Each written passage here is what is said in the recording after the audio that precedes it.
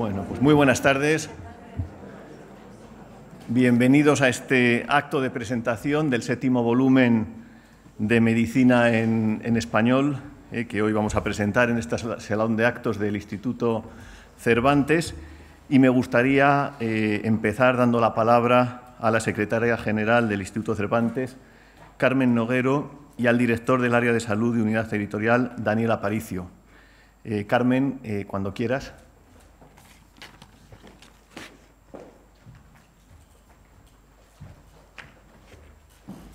Bueno, muy buenas tardes. Yo, en nombre del Instituto Cervantes, lo que quiero sobre todo es darles la bienvenida a esta casa, una calurosa bienvenida en nombre de nuestro director.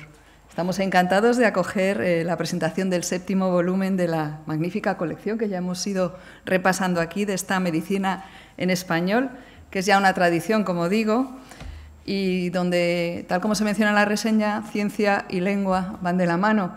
Y, lógicamente, el Instituto Cervantes no puede menos que sentirse cómplice de este proyecto de la Fundación Lili, porque nosotros tenemos, no solo en nuestra programación cultural, tenemos siempre presente la ciencia, consideramos que ciencia es también cultura. En nuestra red de centros, que estamos ya en más de 100 ciudades, en 49 países, siempre tenemos programas que tienen que ver con la ciencia. También realizamos un apoyo a los investigadores españoles o hispanos que trabajan en el exterior. En nuestro anuario del español analizamos el estado del español que se utiliza en la ciencia y también el tema de las tecnologías del lenguaje, y también nos gusta colaborar en proyectos como el Teresia, que tenemos aquí Elea, que es quien está impulsando este proyecto de terminología especializada de español. Así que muchas razones para dar aquí la bienvenida, para estar muy contentos de esta presentación. Felicitar a la Fundación Lili por este impulso constante a la medicina, también por tener en cuenta la importancia de esa relación que se establece entre lengua y ciencia y humanidades. Así que, nada más, queremos seguir colaborando en el futuro. Muchísimas gracias a todos ustedes.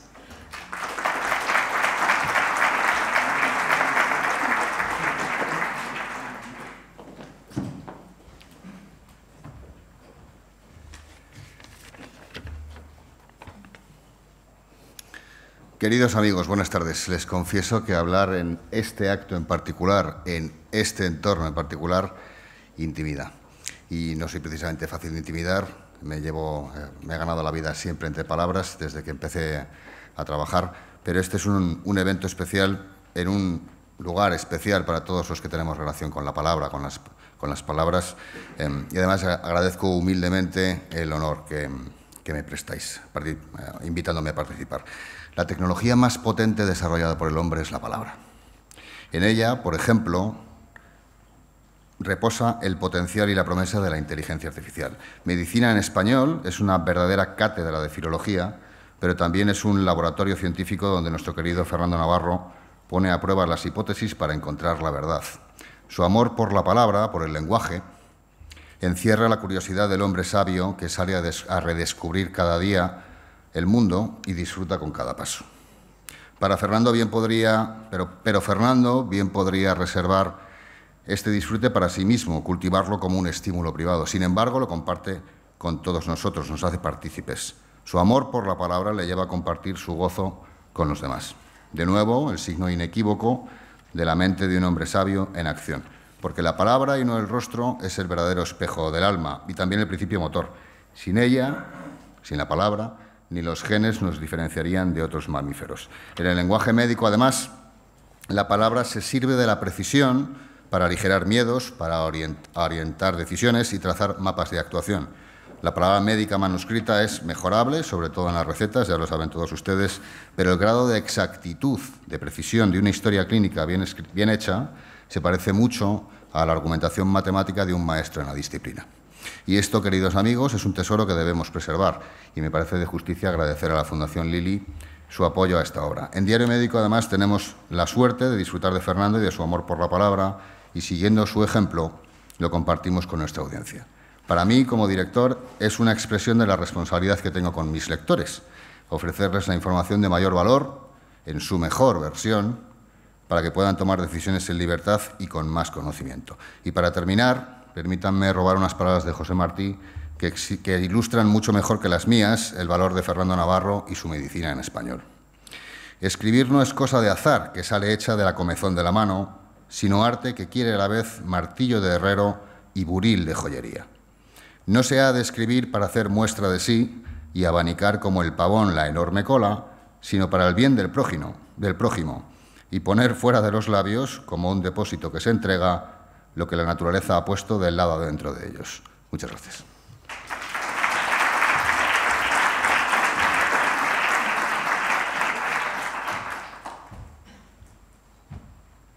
Bueno, muchísimas gracias, Carmen y Daniel, por vuestras palabras de presentación. Yo voy a ser muy breve, fundamentalmente voy a dedicar estos minutos a los agradecimientos. Obviamente al Instituto Cervantes por acogernos una vez más en este salón de actos, en el que creo que es el cuarto libro que presentamos de la colección de medicina en español. Nos sentimos como en casa y yo creo que, bueno, objetivos comunes, como has dicho, Carmen, impulsando la medicina y sobre todo nuestro idioma, ¿no? Que en medicina es la herramienta fundamental, ¿no?, del médico y también en la ciencia. También agradecimiento a Diario Médico, a Daniel Aparicio, por el apoyo desde el principio que Diario Médico nos prestó a esta idea. Y, por supuesto, a José Ramón Zárate, a Cherra, que fue impulsor, junto a Fernando Navarro, por supuesto, del libro de la colección de libros que hoy presentamos. Cherra ha escrito el prólogo, uno de los prólogos del libro, y es curioso porque habla de inteligencia artificial, habla de ChatGPT y pregunta a ChatGPT si es posible imitar el estilo de Fernando Navarro. ChatGPT dice que sí, pero claramente, viendo la respuesta que da, sabemos que es imposible, es un estilo inimitable, ¿no? También quiero agradecer a la madrina del libro, a la que presentaré a continuación, a Elea Jiménez, que nos acompaña en este acto.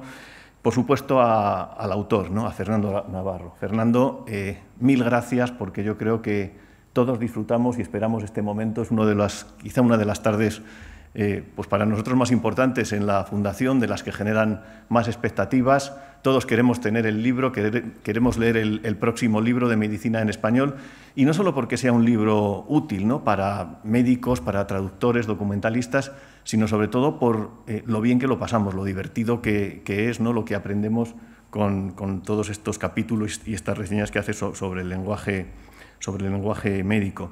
Recuerdo muy bien que en el año 2006 empezaste con esta serie del Laboratorio del Lenguaje en Diario Médico, escribiendo un artículo, una reseña semanal que todos leíamos, devorábamos, ¿no?, cada semana. Unos años después pensamos en la Fundación que sería interesante ir recopilando estas reseñas en forma de libros. Lo propusimos a Diario Médico y a Fernando, aceptaron, y bueno, pues aquí estamos presentando ya el séptimo volumen. Así que gracias de nuevo a todos por esta iniciativa.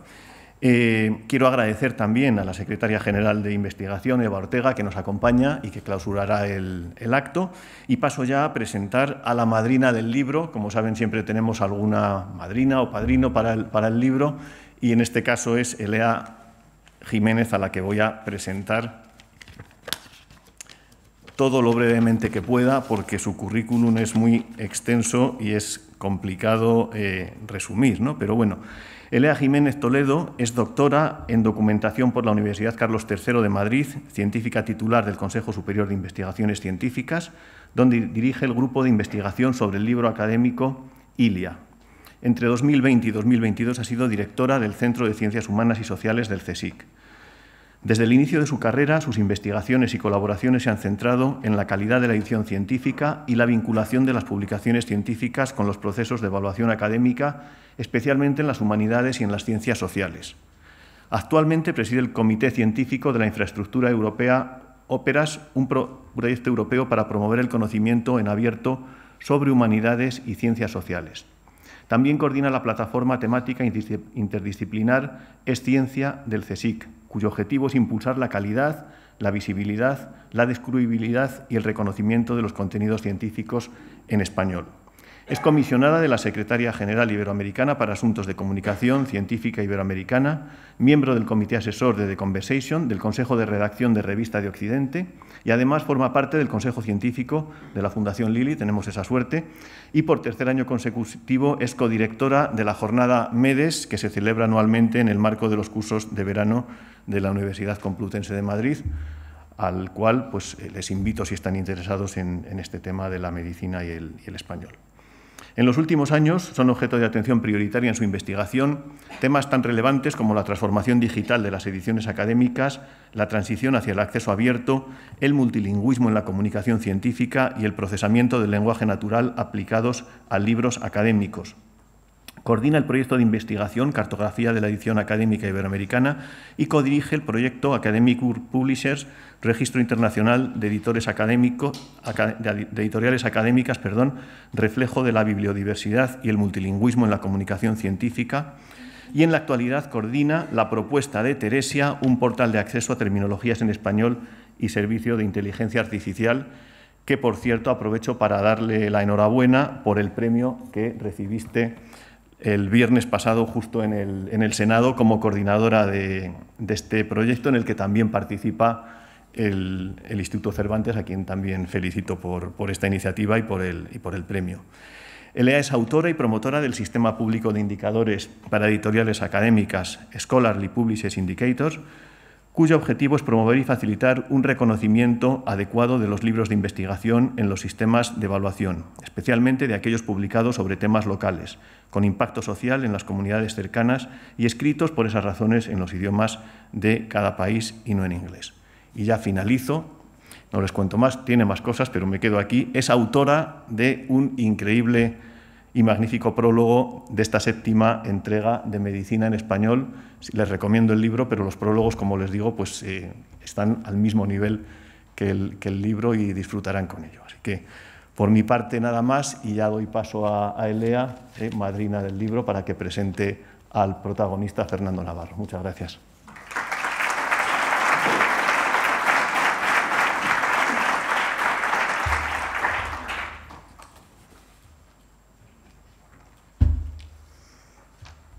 Buenas tardes a todos. Qué ilusión. Menudo honor el de amadrinar un libro, Medicina en Español 7, sobre el lenguaje de la ciencia, de la medicina, escrito por nuestro querido Fernando Navarro, impulsado por la Fundación Lilly, tan querida, en colaboración tan estrecha, y por Diario Médico, y además en esta casa, el Instituto Cervantes, que la consideramos nuestra casa. Os estoy muy agradecida, os agradezco a todos vuestra presencia aquí y a todos los que nos vayan a escuchar en la grabación. Sin poder despegar la vista de las páginas, con los ojos bien abiertos, atónitos, absortos, con exclamaciones silenciosas y muchas sonrisas, a veces carcajadas. Así es como se lee Medicina en Español 7. Con esta nueva entrega, Fernando Navarro vuelve a adentrarnos en el fascinante mundo de las palabras, especialmente de las médicas, pero también de aquellas que componen el léxico común. En la vida de las mismas, utilizando esta metáfora infinita y manida, pero tan descriptiva. Las palabras que se crean, se discuten, se adoptan, se transforman, mutan, evolucionan, confunden su significado, despistan. Las palabras designan o evocan. Algunas hechizan, como las del profesor Max. Otras caen como losas. Las hay que emocionan y elevan los niveles de oxitocina. Los poderes de las palabras son múltiples. El académico francés Éric Orsenat describió esto mismo de forma más dramática y literaria en su delicioso libro La fábrica de palabras. Y decía: cuidado, las palabras no son lo que parecen, animalitos mansos y dóciles a los que nunca les puede pasar nada. A las palabras les gusta el amor, pero también les gustan las batallas. Y así se ven envueltas en todo tipo de aventuras, a veces sentimentales, a veces peligrosas. Llevo muchos años estudiando los libros, especialmente los libros académicos, y realmente no podría describir el género de este libro que hoy presentamos. Tiene los ingredientes de un manual, pero también de un ensayo.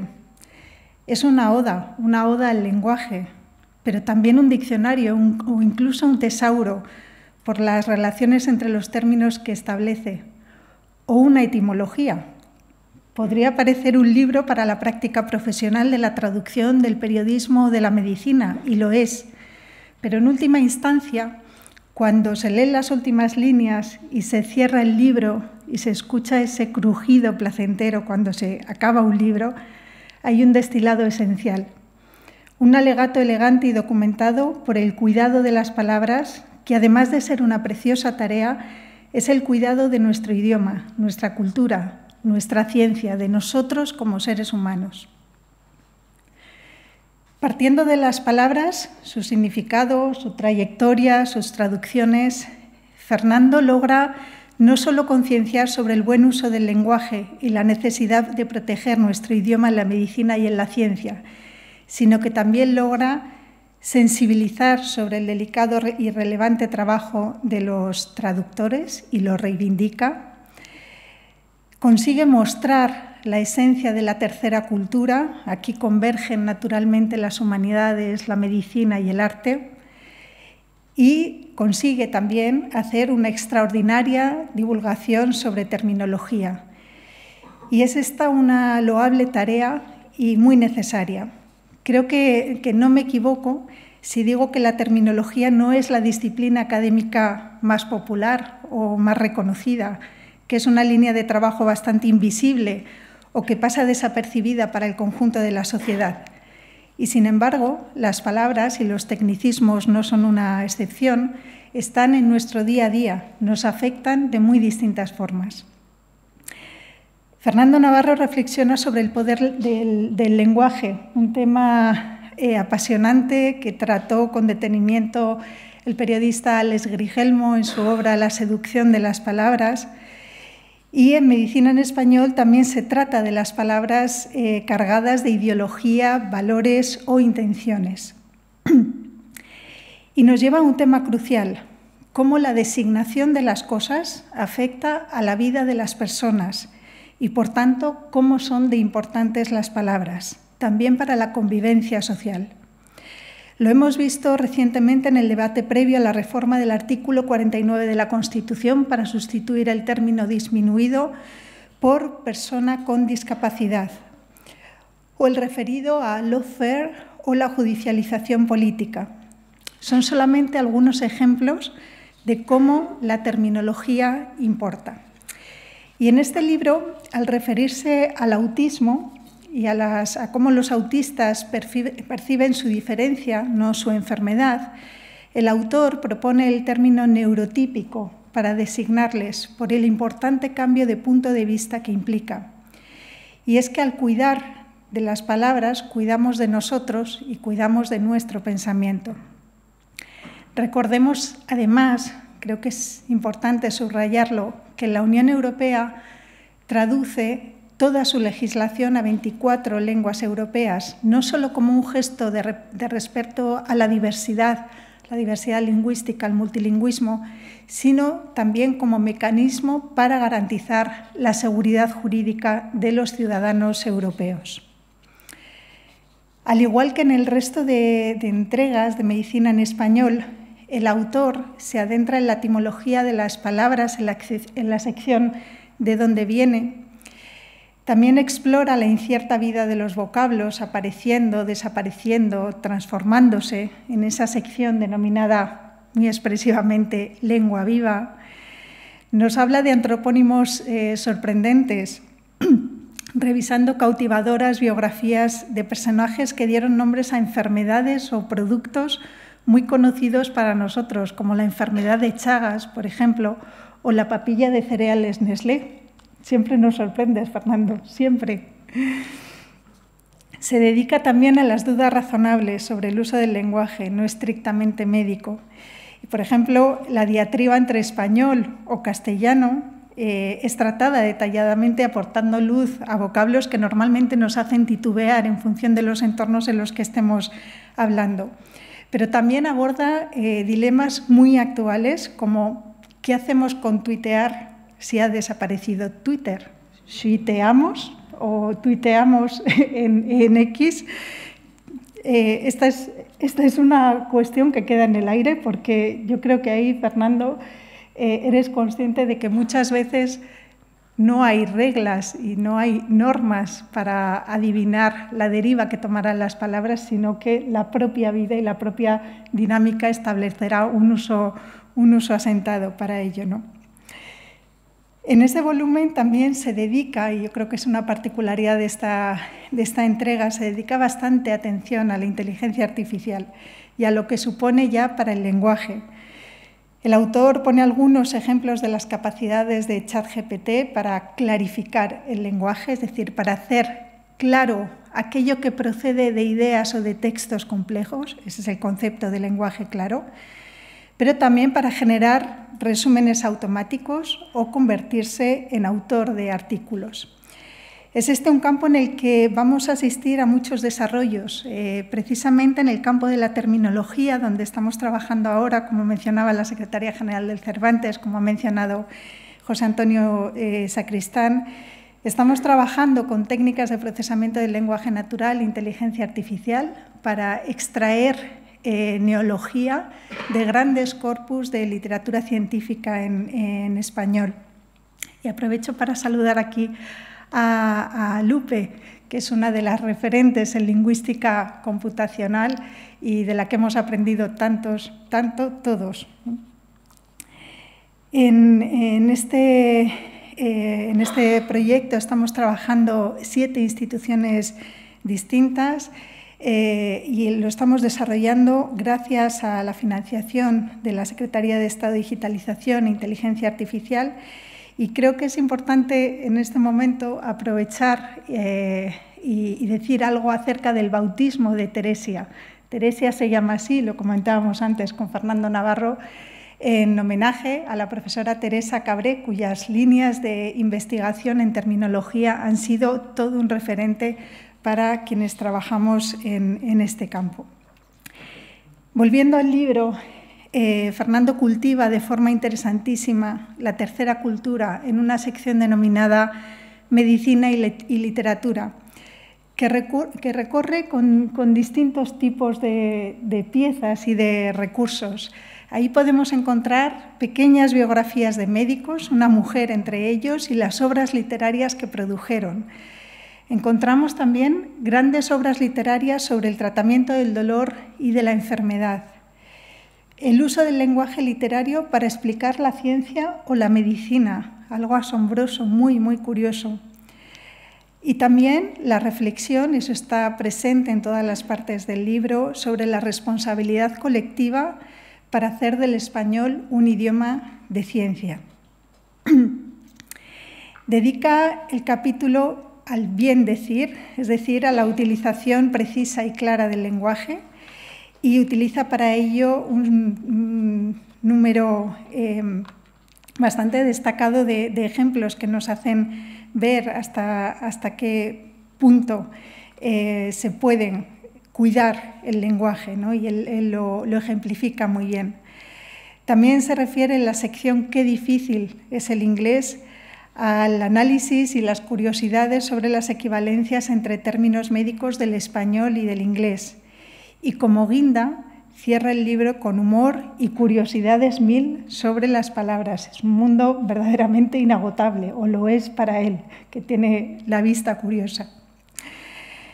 En relación con el prólogo, me gustaría apuntar que, claro, escribir sobre un libro, en este caso escribir este prólogo, es pensarlo, es tomarse el tiempo de reflexionar sobre él, relacionarlo con lo conocido, asombrarse por lo desconocido, aprender sus enseñanzas, aprender simple y mágicamente. Permitidme este paréntesis como reivindicación de la lectura. Creo que no es baladí.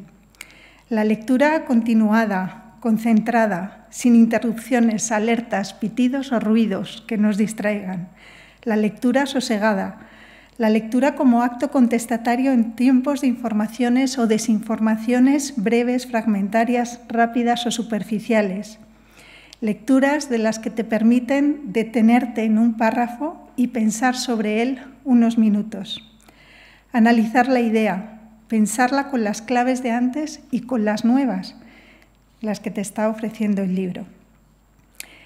En el discurso público, muchas veces se habla del fortalecimiento de nuestra lengua en la ciencia. Venimos defendiendo hace un tiempo que esa fuerza no depende solo del número de hablantes de cada lengua. Si fuera por ello, los casi 600 millones de hispanohablantes de los que nos informa anualmente el anuario del Instituto Cervantes garantizarían el uso común del español en la ciencia o su buena salud. La fortaleza de un idioma viene dada por muchos factores, entre ellos la acción de política exterior y la diplomacia científica, la política lingüística, la política científica, la investigación y los desarrollos técnicos sobre el español y nuestros datos lingüísticos, o también la protección de nuestras infraestructuras editoriales, aquellas que publican ciencia en español, en este caso. La fuerza de un idioma, por tanto, en la ciencia no es casual, es fruto de muchos esfuerzos conjuntos y entre ellos está, desde luego, el del cuidado de nuestra terminología. Y en esta tarea, el trabajo que lleva realizando Fernando Navarro durante años es un pilar esencial al que todos debemos mucho. Igual que la lectura sosegada y sin distracciones representa un acto de rebelión contra los signos de este tiempo, la dedicación a la terminología, a cuidar de las palabras de la medicina en español, es un acto de rebelión contra la inercia de utilizar nuestro idioma relajadamente, dejándonos llevar por el uso de barbarismos y perdiendo con ello la identidad en la ciencia y la precisión en los vocablos.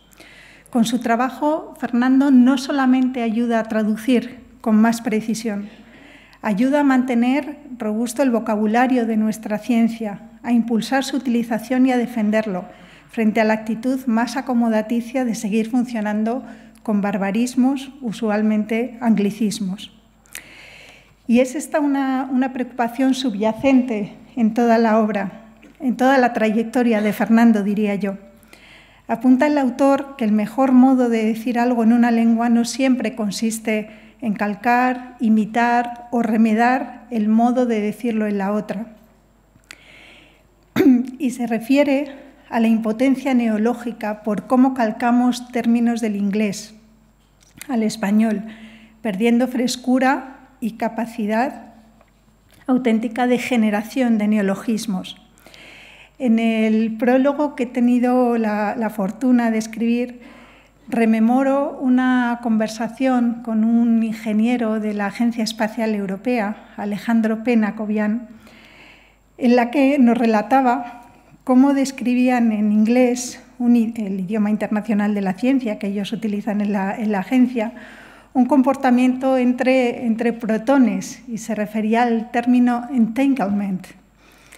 Pero él decía, en realidad hay una palabra en español que describe mucho mejor lo que sucede entre esos protones. Es la palabra enfurruñamiento. Los protones no se están entrelazando o se están enredando, están simplemente enfurruñados. La anécdota me pareció significativa de lo que ganamos cuando afinamos al utilizar la riqueza de nuestro lenguaje. Fernando dedica varios párrafos a una palabra que no existe en nuestras lenguas, la que designa a los padres que han perdido a un hijo, e informa de la solicitud que hay para adoptar la palabra huérfilo. Esa propuesta me llevó al artículo de Inés Martín Rodrigo, la escritora y periodista, que publicó hace unos meses en el periódico, y decía literalmente: quienes perdemos a nuestros padres somos huérfanos, pero en español no hay un término para definir a los padres que sufren la pérdida de un hijo. Carecen, por tanto, de existencia en el lenguaje, la herramienta que sirve para nombrar la realidad, para volverla corpórea, aunque siga siendo incomprensible. Sí lo hay en hebreo, y es una palabra muy hermosa, shakul. Según descubrí, viene del mundo vegetal y describe la rama de la vid ya vendimiada, sin fruto. Todos los buenos libros te llevan y te traen a otros libros, películas, autores, creaciones, obras, como los caligramas de Apollinaire y Sonia Delaunay, o este de Andrés Martín Jarque, que representa las definiciones de la cultura dadas por distintas personas mayores con su caligrafía. La lectura de esta obra me ha llevado a Menéndez Pidal y a Tomás Navarro Tomás, a su archivo de la palabra, a María Moliner y a su asombroso diccionario, aquella magnífica película Entre la razón y la locura sobre la elaboración del Oxford English Dictionary, y al reciente y fascinante Diccionario del Asombro de Antonio Martínez Ron, también a su predecesor, el Diccionario de la Ciencia de José Manuel Sánchez Ron. Todos ellos tienen algo en común con el libro y con el autor que hoy presentamos. Obras inolvidables que responden a un trabajo incansable, riguroso y esencial con las palabras. Gracias, Fernando, por esta delicada y relevante tarea que nos entregas hoy a todos. Muchísimas gracias.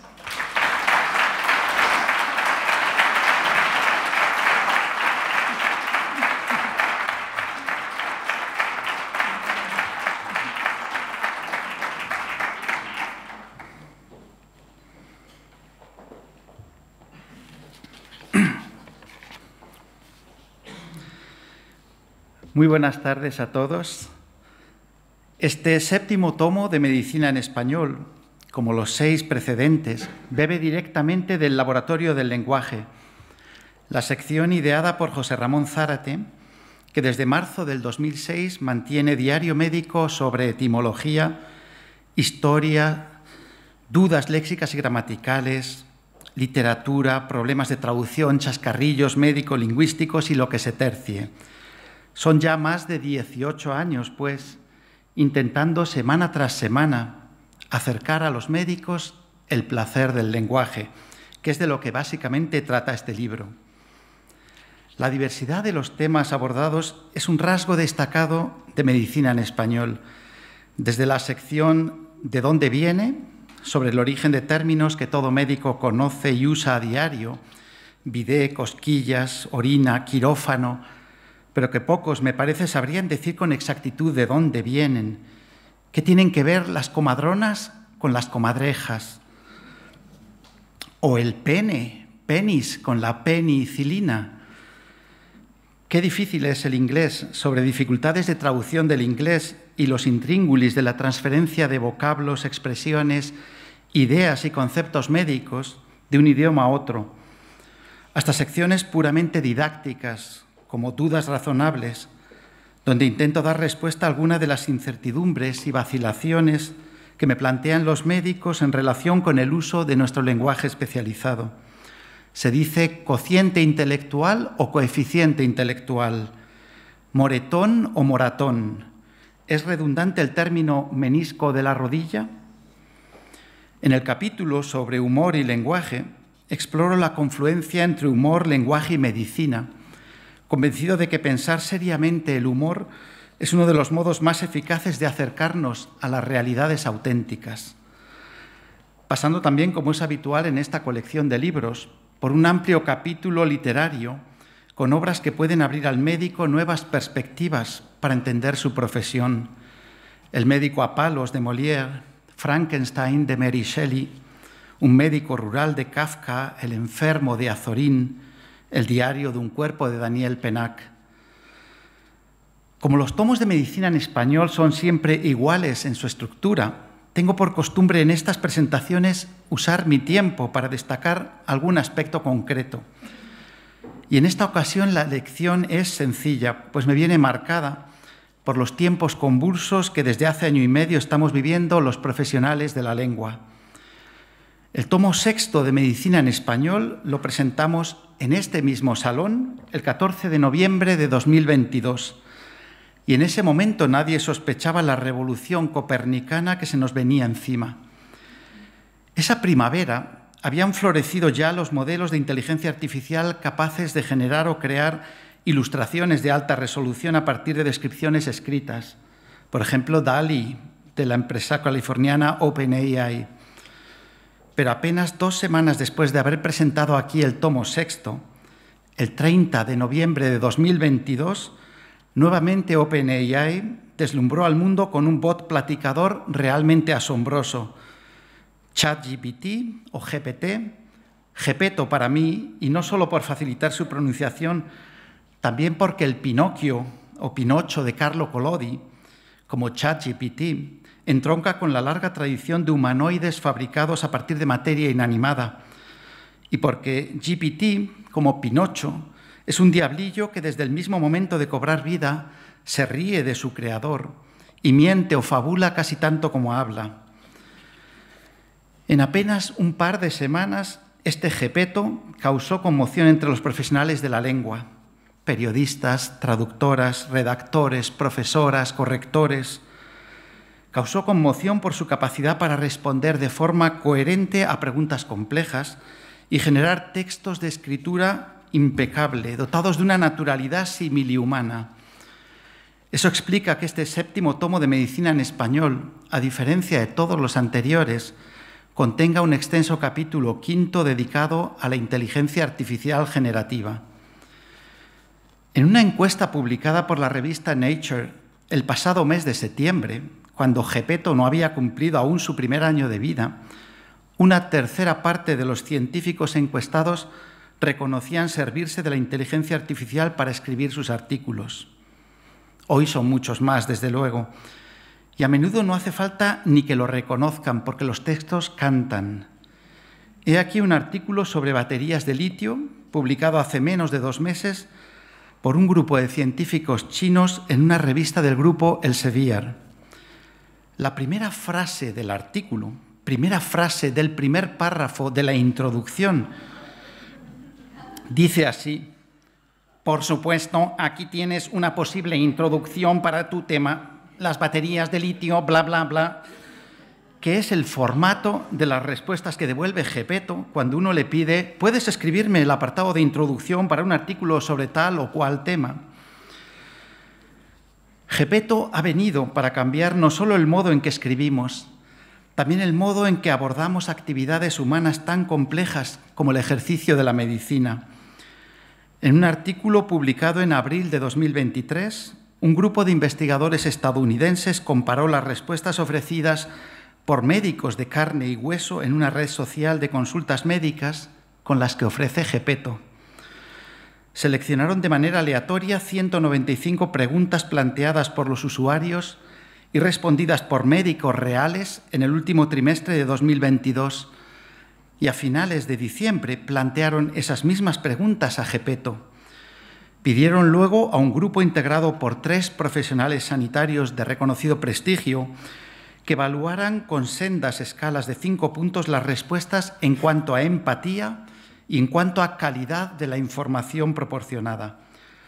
Para la empatía, la escala de 5 puntos era respuesta nada empática, poco empática, moderadamente empática, empática o muy empática, y sumaban las 2 puntuaciones superiores. Con este criterio, un escuálido 4,6% de las respuestas humanas se consideraron empáticas o muy empáticas, frente al 45,1% de las respuestas de Gepetto, que era en cierto modo un resultado esperable, pues si bien la empatía se considera una de las cualidades más valoradas para ejercer la medicina, lo cierto es que a la hora de la verdad, los médicos en general tenemos fama de ser uno de los colectivos profesionales menos empáticos que uno pueda echarse en cara. ¿Y la calidad? En este caso, la escala de 5 puntos era respuesta de calidad muy mala, mala, aceptable, buena o muy buena, y consideraban nuevamente solo la suma de las 2 puntuaciones superiores.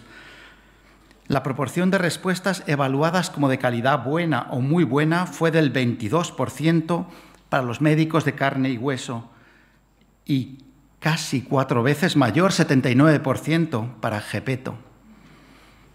Sin comentarios, la gráfica.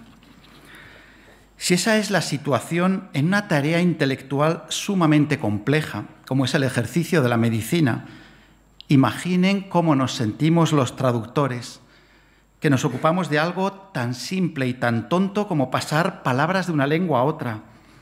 Gepetto, que es una máquina, se sabe todas las palabras en todas las lenguas del mundo. Probé con una frase propuesta por un colega de Tremédica y Asetraz, Carlos Gancedo, que es físico y traductor. Gepetto devuelve: la tercera palabra en esta frase tiene 4 letras, que parece lo mismo, pero no lo es. La traducción robótica ha transformado una afirmación cierta en el idioma original, word tiene efectivamente 4 letras, en otra falsa en la versión traducida, palabra no tiene 4 letras. Aunque un momento, ¿es realmente una afirmación falsa? Si yo preguntara a una traductora profesional, probablemente me respondería lo que respondemos siempre los traductores: depende del contexto.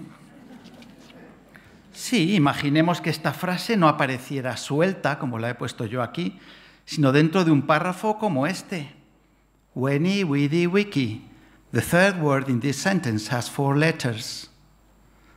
Si se fijan, el contexto ha cambiado el significado de la locución this sentence.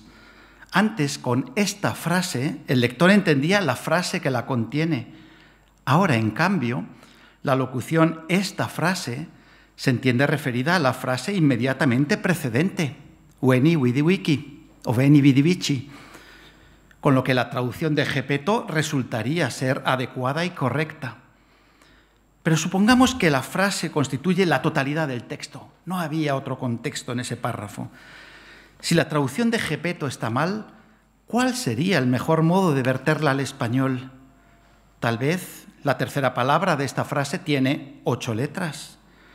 Me tomo la licencia de traducir 4 por 8, pero mantengo la referencia a la tercera palabra. Tiene el inconveniente de que mientras que en la frase inglesa basta un vistazo para comprobar que word tiene en efecto 4 letras, en la versión española no es tan sencillo. Las personas podemos contar de 2 formas. Si yo muestro esta imagen y pregunto ¿cuántos patitos hay aquí?, nadie contaría 1 y 2, sino que diría directamente 2. Igual con esta otra imagen, 4. Vemos que hay 4 patitos sin tener que contarlos, pero es muy distinto en una imagen como esta. Aquí solo podríamos saber cuántos patitos hay si los contamos uno a uno y podemos decir qué cantidad exacta. Pues bien, se considera que 4 es el número máximo de objetos que la mayor parte de las personas podemos captar de modo instintivo sin tener que contar uno por uno. En inglés veo que la afirmación es correcta, pero para saber si lo es también en español tengo que contar una por una las letras de la palabra palabra. Tendría que ir diciendo 1, 2, 3, 4, 5 y, ojo, no tiene 8 letras, tiene 7 letras. Debía decir, por tanto, la tercera palabra de esta frase tiene 7 letras, que lo acabamos de ver no es tan intuitivo como en inglés. Para conservar la equivalencia con el original habría que buscar una palabra de 4 letras. Por ejemplo, la quinta palabra de esta frase tiene 4 letras. Pero volvemos a lo mismo. Recuerden el experimento de los patitos. Hasta 4 contamos de un vistazo. En la frase inglesa ubicamos de inmediato la palabra en cuestión, porque es la tercera, mientras que en la frase española habría que ir contando las palabras hasta llegar a la quinta. No son frases, pues, neurolingüísticamente equivalentes. Otra posibilidad sería la primera palabra de esta frase tiene 2 letras, que no mantiene ninguna de las referencias del original, pero el equivalente en español es incluso más fácil de comprobar que en inglés. También podríamos haber llegado a la conclusión de que lo importante de la frase inglesa es su carácter autorreferente, con independencia de la forma concreta de autorreferencia. Que el autor del original, por ejemplo, me dijera: pero no te vuelvas loco con la posición de la palabra y el número de letras. Yo puse esa frase como ejemplo de una frase autorreferencial, pero podría valer cualquier otra. En ese caso, las opciones de traducción serían infinitas, literalmente infinitas. Esta frase es afirmativa, esta frase contiene un único verbo, esta frase no tiene espacios, esta frase está en mayúsculas, revés al escrita esta frase esta, infinitas, sí. O no, todo lo contrario. Quizá hablando con el autor original me insiste en que son fundamentales las referencias al 3 y al 4, como números sagrados para él o por el motivo que fuere. En ese caso, una posible traducción sería: la tercera palabra de esta frase no tiene 4 letras, que curiosamente dice lo contrario que el original inglés, pero sería una traducción válida. Si el mensaje primordial se refiere a que la palabra word tiene 4 letras, una traducción válida sería: la palabra inglesa word tiene 4 letras. O quizá el texto va de que el inglés, según el autor, es la lengua perfecta, la única capaz de expresar la vinculación entre los números sagrados 3 y 4 en una frase pronunciada por la divinidad y que no debería modificarse en ninguna otra lengua humana. Para alguien que no sepa inglés, podría valer una traducción como: la tercera palabra de la frase inglesa "The third word in this sentence has 4 letters" tiene 4 letras. Y no seguiré, porque queda claro ya, en fin, que el proceso mental de traducir tiene lugar en múltiples niveles y puede ser muy complejo incluso en frases tan sencillas como esta. No digamos ya cuando nos enfrentamos a la traducción de un ensayo clínico con anticuerpos monoclonales, un tratado de astrofísica, un poema figurativo, un anuncio publicitario o un cuento de hadas para niños pequeños. Y queda claro también que en muchos casos el diccionario, saber las palabras, es el elemento más prescindible de nuestra tarea. Se entiende también por qué, cuando a una traductora profesional le preguntan ¿qué es traducir?, responde cosas tan extrañas como las citas que traigo de 3 colegas actuales, contemporáneos. La primera es de José Castro. Un traductor es alguien a quien traducir le cuesta más que a otras personas. Y no pensaba que iba a estar José Castro en esta sala porque normalmente no venía a las presentaciones de medicina en español. La segunda, de Marilena de Chiara.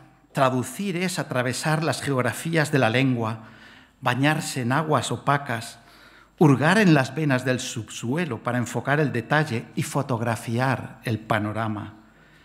Y la tercera, de Eric Nepomuceno. Traducir es como hacer el amor.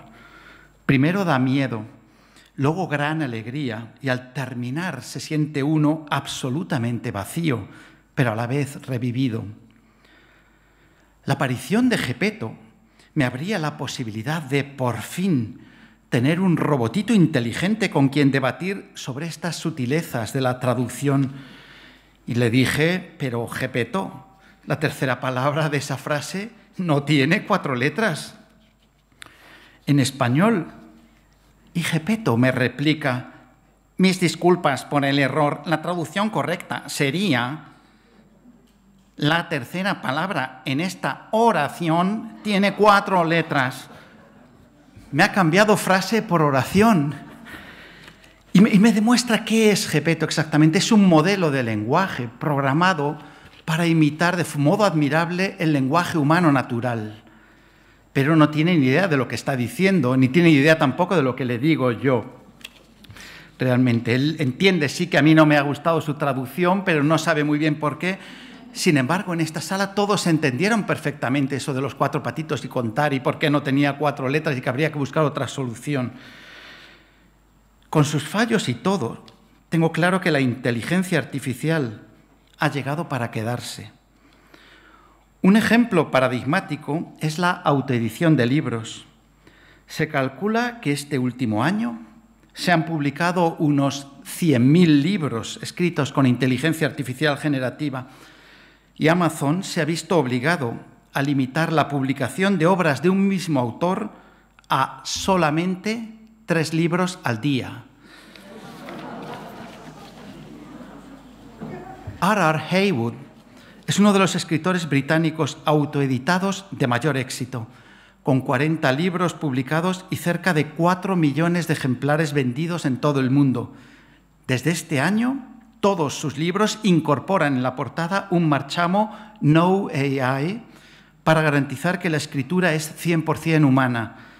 Y como puede verse, el marchamo es un ingenioso juego de palabras para obtener en inglés una sigla cargada de sentido, No AI. Pido a Gepetto si puede traducirlo y me devuelve nada de IA, naturalmente original, auténticamente inventado, que sí se parece a lo que decía el inglés, pero ha perdido totalmente, ha perdido toda la gracia. Yo soy traductor médico, no sé apenas nada de traducción creativa para publicidad, pero no tengo que devanarme mucho los sesos para superar la propuesta de Gepetto. Sin IA, solo inteligencia natural, ideación auténtica. Pero insisto, por muy creativos que seamos, creo que en breve será normal la hibridación de la escritura humana con la generada por la inteligencia artificial. Creo que la IA generativa ayudará a derribar las barreras lingüísticas para la comunicación humana en una medida nunca vista hasta ahora en la historia de la humanidad. Y creo que la creatividad humana, una de las manifestaciones más asombrosas de la creación, se verá realzada y acicateada por la inteligencia artificial. Como afirmo en este 7º tomo de Medicina en Español, no me atrevo a anticipar qué podrá llegar a hacer la inteligencia artificial por sí sola en los próximos años, pero estoy convencido de que el ser humano logrará con ella maravillas que ni imaginamos. Muchas gracias a todos.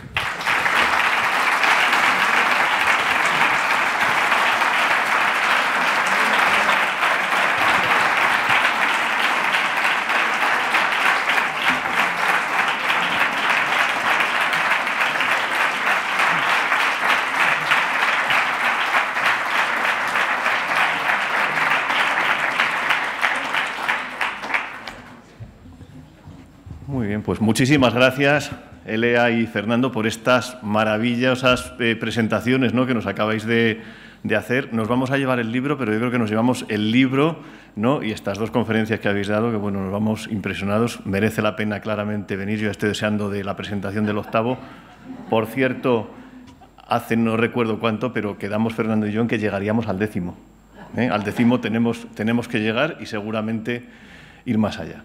Muy bien, pues después de estas 2 presentaciones vamos ya a clausurar el acto y, como les anunciaba anteriormente, pues tiene la palabra la secretaria general de Investigación, Eva Ortega. Querida Eva, gracias por acompañarnos. Cuando quieras.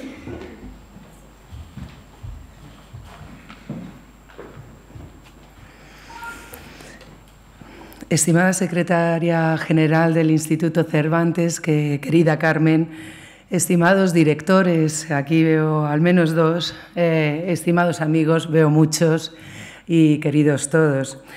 Es para mí un honor y un placer poder clausurar este evento de Medicina en Español en su 7º volumen, como han comentado. Quiero darte la enhorabuena, Fernando Navarro, no solo por el libro, sí que he tenido la oportunidad en anteriores ocasiones de verte, sino también por esta magistral presentación tan interesante y llena de contenido para pensar, ¿no?, con esta inteligencia todavía, creo, natural que tenemos todos. Elea, una moderación una vez más impecable, y, por supuesto, a Diario Médico y a la Fundación Lili, grandes amigos, por organizar este evento, en especial, por supuesto, a Cristina, a Manolo y a José Antonio. Y, cómo no, hacerlo en un edificio tan emblemático como es la Casa de las Letras de este Instituto Cervantes. Y a Cervantes me voy a dirigir Como él decía, ninguna ciencia en cuanto a ciencia engaña, el engaño está en quien no la sabe.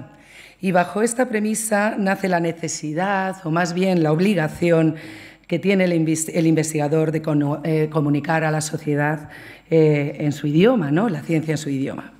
Si viajamos en el túnel del tiempo, y ahora vamos un poquito más atrás, y aterrizamos allá para el siglo XVII, la lengua vehicular hasta entonces era el latín. Y fue un joven Galileo el que decidió que para comunicar la ciencia y sus descubrimientos se debía dirigirse a la sociedad en su lengua materna, el italiano, para saber hacer qué eran las manchas solares, alegando la necesidad que tiene la ciencia de saber lo que estaba leyendo o lo que él comunicaba. A Galileo le acompañaron otros científicos, también muy innovadores, como fueron Descartes y Boyle, quienes copiaron esta fórmula y empezaron a comunicar en sus idiomas respectivos, el francés y el inglés. Y esto es un dinamismo lingüístico que no se ha quedado parado en el tiempo y que entró en una clara pugna entre cientos idiomas, como era el francés en el siglo XIX, como era la lengua del derecho, también en el XX, y el alemán, que era de la filosofía y la química, hasta que llegó el inglés, que tras las dos guerras mundiales empezó a marcar su hegemonía. Y esta hegemonía nos deja unas cifras de estudios bibliométricos de que un solo el 0,5, y ahí vamos remarcando lo que nos había comentado Elea, ¿no? De casi 600 millones de hispanohablantes de lengua materna, solo el 0,5% de las publicaciones en ciencias naturales se hacen y tecnológicas están en español, frente al 2,81% el campo de las humanidades, y esto es muy poco para comunicar la ciencia. Hegemonía del entorno científico que sigue vinculado al mundo anglosajón y que, sin embargo, nada tiene de estático, como hemos mencionado, o como he mencionado, y mucho de dinámico, basándonos en la evolución constante que nos ha marcado la historia. Una vez dicho esto, quiero incidir en el deber que tenemos de apostar en el español como lengua de ciencia para romper los sesgos de inequidad, ya que la carga de la formación lingüística recae en los hablantes no nativos del inglés, mientras que los anglófonos se aprovechan de la facilidad comunicativa. Pero esta no es una razón única, sino también para reforzar la precisión del lenguaje. La ciencia y sus descubrimientos tienen que trasladarse a la sociedad, no solo en la rama divulgativa del conocimiento, sino también en la innovación, desarrollo tecnológico, en tratamientos y en terapias. Terapias en el mundo de la medicina y de los diagnósticos de precisión que serán pautadas por profesionales de la medicina que deben conocer y manejar el lenguaje también de precisión, como el que nos presenta en su trabajo Fernando Navarro, para satisfacer a una sociedad que demanda no solo conocimiento, sino también una mejor calidad de vida. Muchas gracias.